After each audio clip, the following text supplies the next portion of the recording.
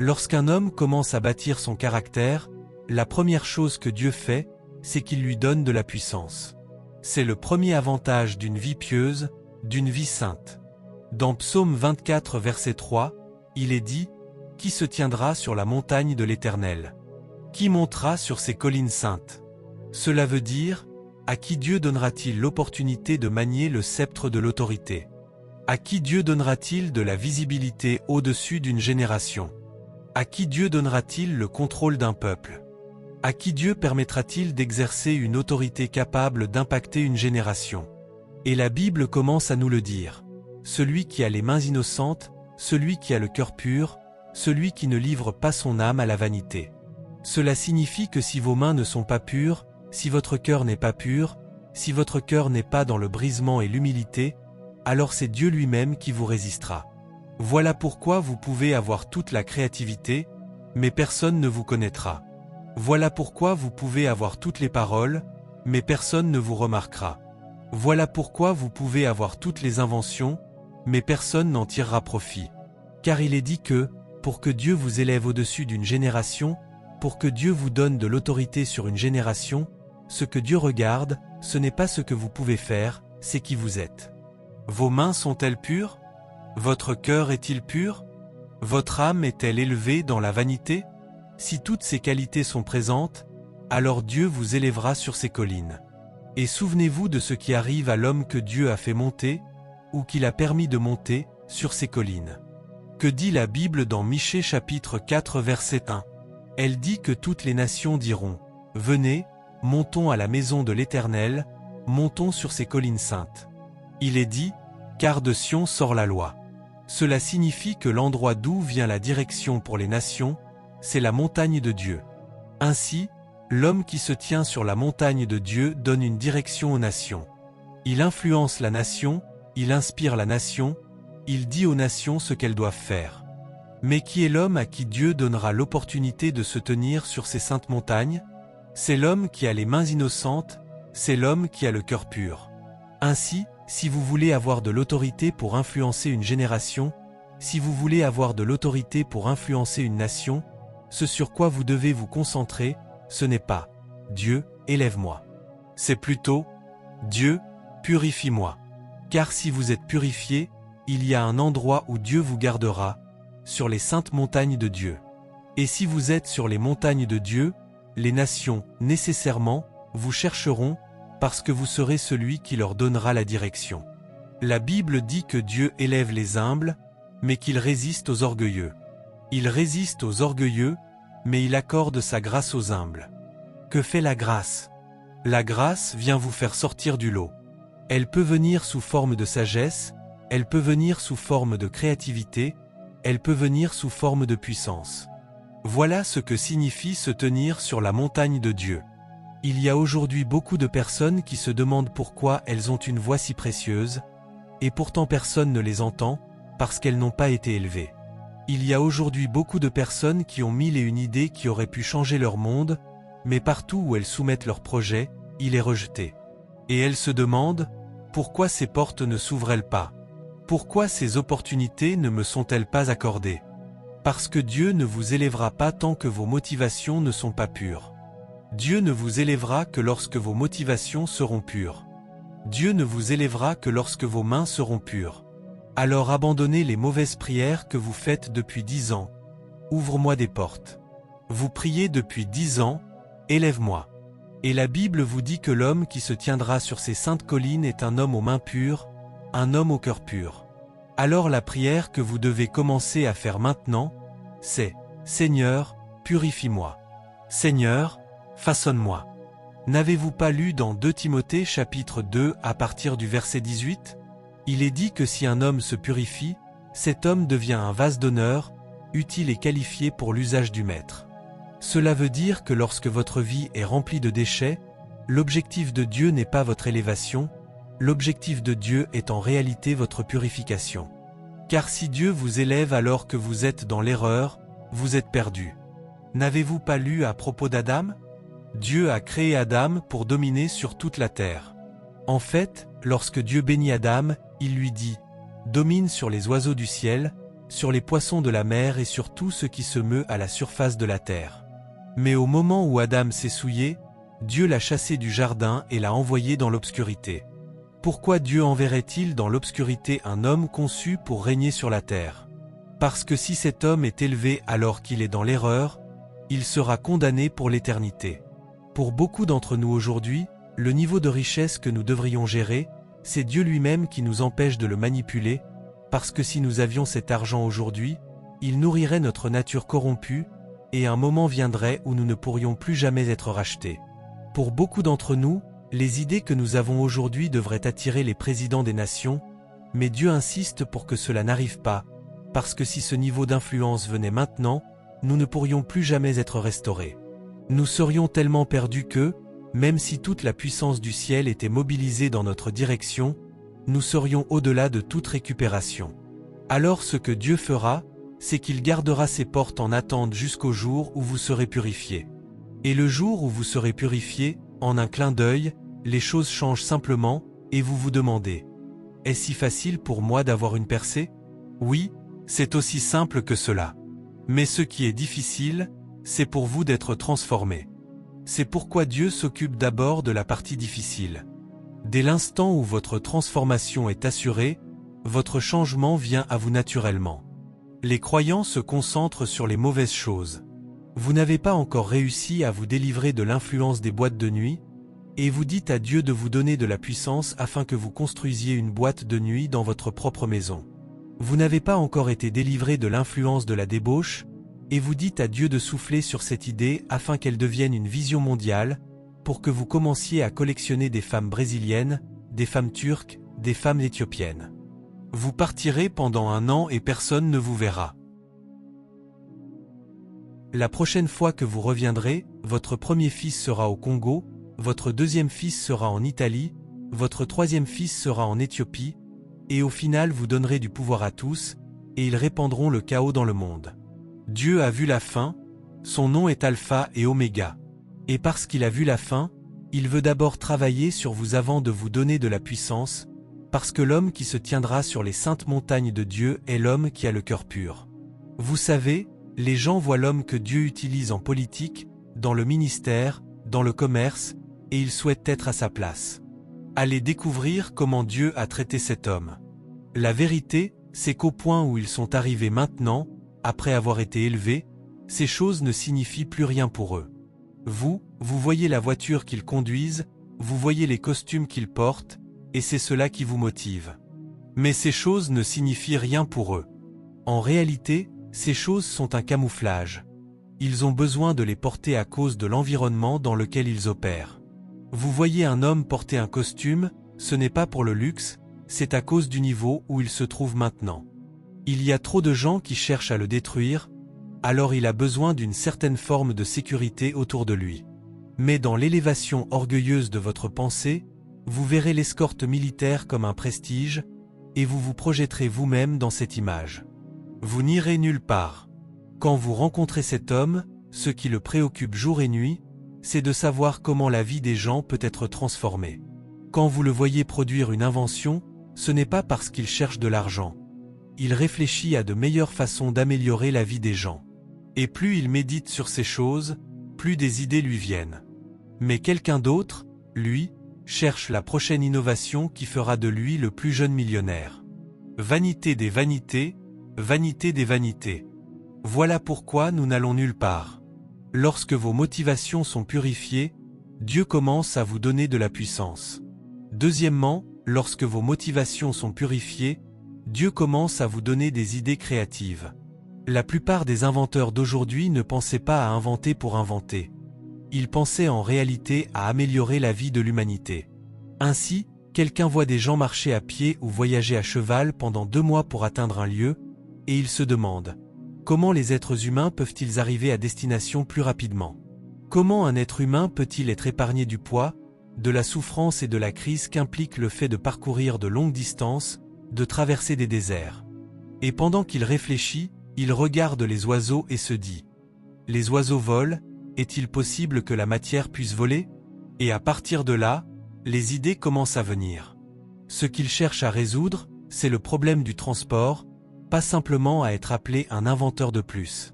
Et tandis que ces choses deviennent un fardeau pour lui, cela déclenche en lui la créativité. Mais vous ne penserez jamais ainsi tant que vous ne serez pas purifié, parce que si vous n'êtes pas purifié, vous continuerez à penser à vous-même, et plus vous penserez à vous-même, plus vous deviendrez petit. Ainsi, la créativité est l'un des sous-produits de ceux qui sont purifiés, parce que lorsqu'ils sont purifiés, ils cessent de penser à eux-mêmes. Ils commencent à penser aux autres. Et au moment où ils commencent à penser aux autres, les choses commencent à s'ouvrir pour eux.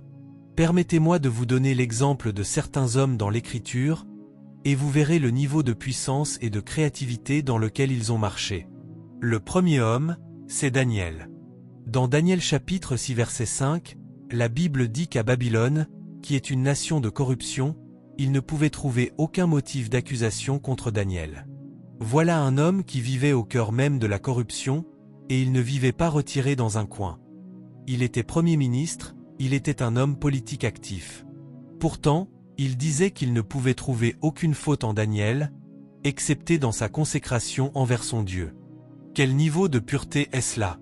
En fait, dans Daniel chapitre 1 verset 8, la Bible dit que Daniel résolut dans son cœur de ne pas se souiller avec les mets du roi.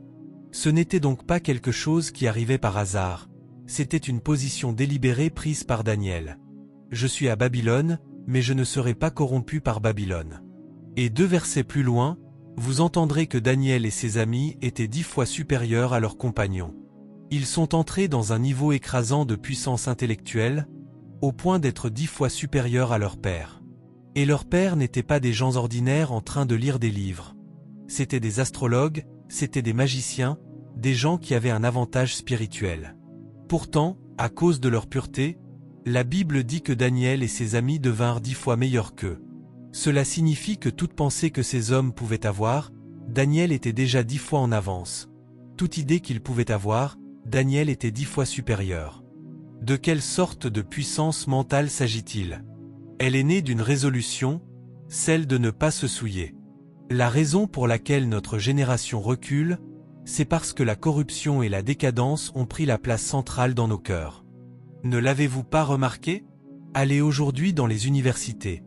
Vous y trouvez difficilement des personnes qui font des percées dans différents domaines de la science, dans différents domaines de l'éducation. Pourquoi? Parce qu'aujourd'hui, sur nos campus, l'étude a été remplacée par la fornication et l'immoralité. Ainsi, le type de puissance mentale que les gens avaient autrefois n'est plus là. Avez-vous déjà vu un étudiant qui passe son temps dans les boîtes de nuit, dans la fornication, obtenir un A? Vous ne pouvez pas faire cela. Cela dévore votre âme. Paul a dit, « Fuyez les passions de la jeunesse, qui font la guerre à votre âme. » Cela détruit votre esprit. Mais lorsque vous commencez à vivre consciemment une vie pure, votre intelligence commence à être fortifiée. Daniel est un exemple frappant de cela dans l'Écriture. Et ce n'était pas seulement de la créativité. Cet homme a gouverné Babylone, et l'histoire biblique nous fait savoir qu'il est resté pertinent dans le gouvernement de Babylone pendant 65 ans. Il a vu 4 rois différents s'élever et tomber. De quel genre d'autorité s'agit-il? Et ce n'est pas comme si la Bible nous disait que cet homme avait reçu un don spécial. On nous a seulement dit qu'il refusa de se souiller. On nous a seulement dit qu'il s'engagea envers Dieu dans la prière, et soudain, le roi ne pouvait rien faire sans Daniel. En fait, un moment est venu où la Bible dit que le roi pensa à l'établir sur tout le royaume. Si vous commencez à accorder de l'attention à votre purification et à refuser de vous laisser souiller, vous serez choqué du niveau de puissance inventive qui viendra sur vous, parce que beaucoup de choses sont liées à votre pureté. Gloire au Seigneur. Cela va bien au-delà du simple fait de venir à l'église, de recevoir des informations et de tomber sous l'onction. Si vous gardez votre vase pur, vous devenez un carrefour d'inspiration. Dieu vous chargera d'inspiration. Les anges vous chargeront d'inspiration. Vous verrez la créativité en toutes choses. Et rien ne rend un homme puissant comme la sagesse. Salomon était sage, et il était en même temps extrêmement puissant, parce qu'avec la sagesse viennent la puissance et l'influence. David a dû livrer 44 batailles, Salomon n'en a livré aucune. Sa sagesse a procuré la paix et la sécurité à toutes ses frontières. En fait, Les royaumes opposés venaient à lui avec des présents, simplement pour admirer sa nation et son royaume. Il existe un niveau de sagesse auquel notre génération ne peut pas accéder parce que nous sommes trop corrompus, et il existe un niveau d'influence que nous n'aurons jamais tant que cette sagesse ne nous sera pas accordée. Regardez notre monde aujourd'hui. Lorsqu'on parle d'énergie, ce sont des gens sans Dieu qui en parlent. Lorsqu'on parle de créativité informatique, ce sont des gens sans Dieu qui en parlent. Pourtant, il n'en était pas ainsi au commencement. Au début, tous les inventeurs, tous les sages venaient de l'Église. Qu'est-il donc arrivé à l'Église?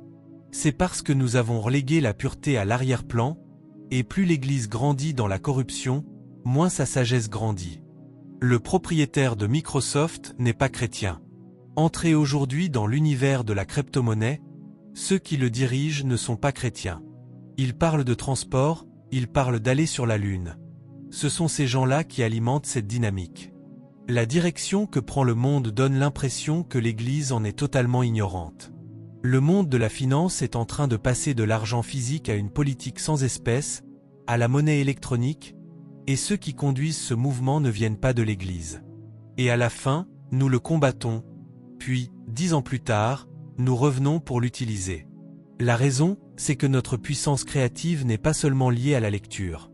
Notre puissance créative est liée à notre pureté, parce que chaque fois que l'Église met l'accent sur la pureté, un investissement de sagesse est accordé à l'Église. Daniel était 10 fois supérieur à ses collègues à cause de la pureté. Deuxièmement, regardez Joseph dans Genèse 39, verset 9. Il dit : « Comment ferais-je un si grand mal et pécherais-je contre Dieu ? Comment ferais-je cette chose mauvaise et pécherais-je contre Dieu ? Tu es sur le point d'être élevé dans une maison.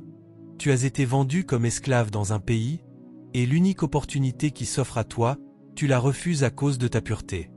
Es-tu devenu fou ? Mais ce jeune homme préférait rester esclave plutôt que de se souiller ou de faire le mal contre son maître.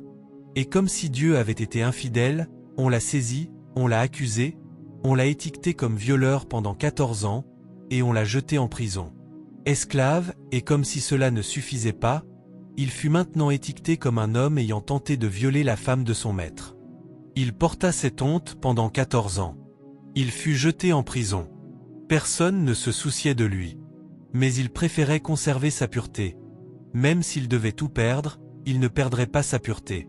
Et quelque chose se produisit dans Psaume 105 à partir du verset 17.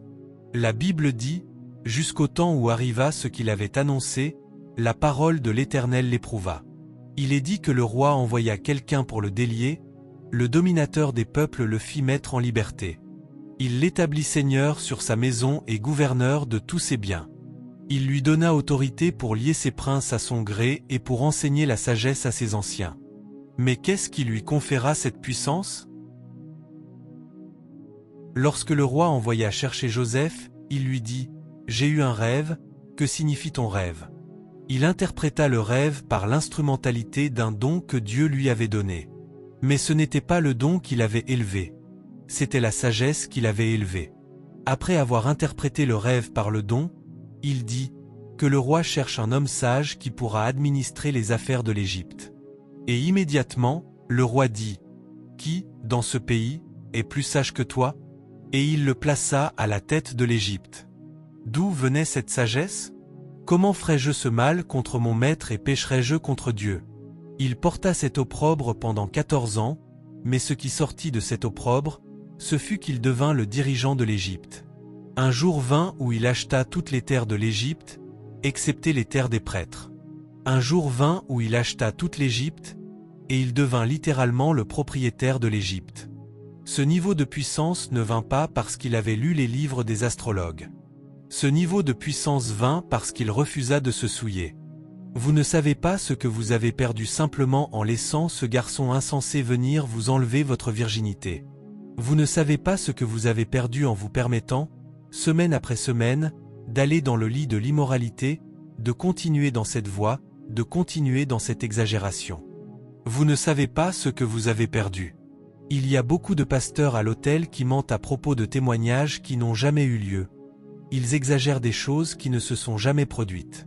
Ils pensent qu'en exagérant, les gens les considéreront comme grands. Non.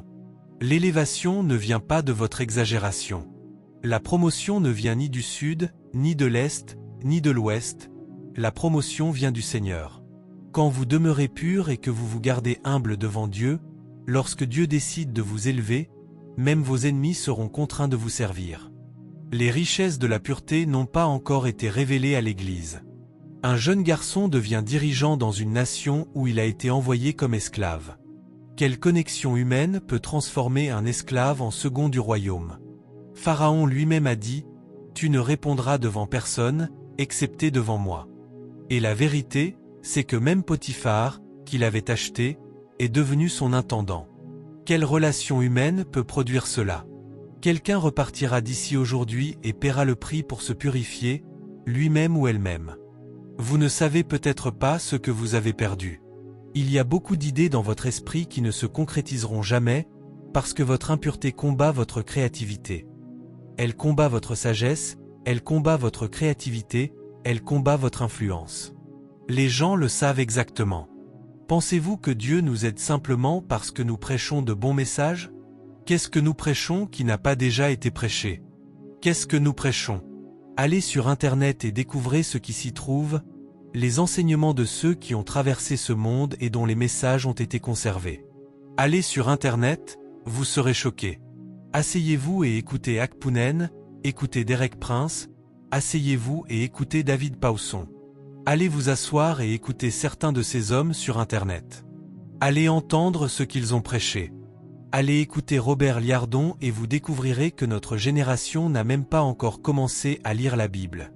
Allez écouter Watchman Nee, et alors vous saurez que vous n'êtes pas venu à une réunion à cause d'un message, parce que, s'il s'agit du message, il existe des techniciens bibliques, des technocrates bibliques qui ont rempli Internet de ressources.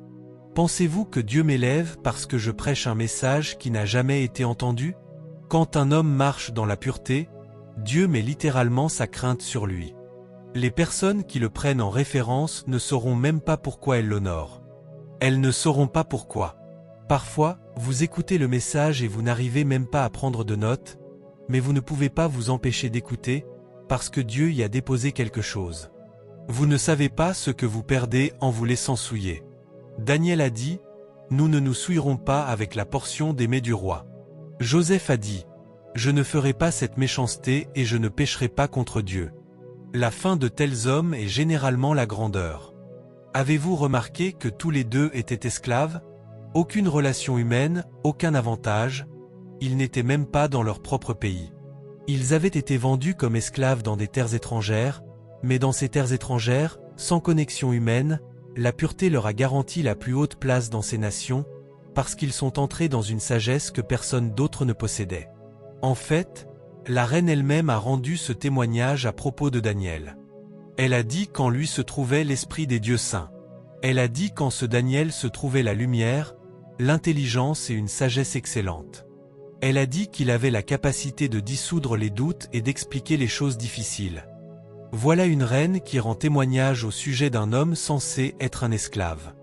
Ne laissez pas le diable vous voler votre héritage à cause de ses mauvais désirs. Ne laissez pas le diable vous voler votre héritage à cause de cette relation d'un moi, conçue pour vous arracher votre plus grande richesse. Quelqu'un m'a appelé hier soir en pleurant. Elle était partie au camp du Nisque pendant 2 semaines seulement, et elle a perdu sa virginité. Elle a été flétrie en 2 semaines, parce qu'elle pensait qu'il s'agissait de plaisir. Comment pouvez-vous perdre votre virginité en 2 semaines? C'est parce qu'on n'enseigne pas aux gens la richesse de la pureté. Ils pensent qu'ils peuvent venir à Dieu et dire « Je suis désolé, je suis désolé. C'est parti, vous plaisantez. N'avez-vous pas lu que même dans le ciel, il y a une part réservée aux vierges? Il ne s'agit pas du pardon. Dieu vous pardonnera, mais vous ne deviendrez jamais un flux dans ce royaume. Il a dit que l'héritier, aussi longtemps qu'il est enfant, n'est pas différent d'un serviteur, bien qu'il soit seigneur de tout. Dieu vous placera sous des tuteurs et des administrateurs jusqu'à ce que ce qui doit être accompli le soit. Sa miséricorde vous pardonnera, mais son système de justice ne vous permettra jamais d'être élevé, parce qu'en étant élevé dans cet état, vous conduiriez d'autres personnes aussi dans l'iniquité. C'est trop important, trop important, trop important. La vie de Dieu est en vous, la sagesse de Dieu est en vous, la gloire de Dieu est en vous. mais pouvez-vous laisser votre lumière briller? L'un des moyens de laisser votre lumière briller, c'est, comme Paul, d'assujettir votre corps afin que Dieu puisse rayonner à travers vous.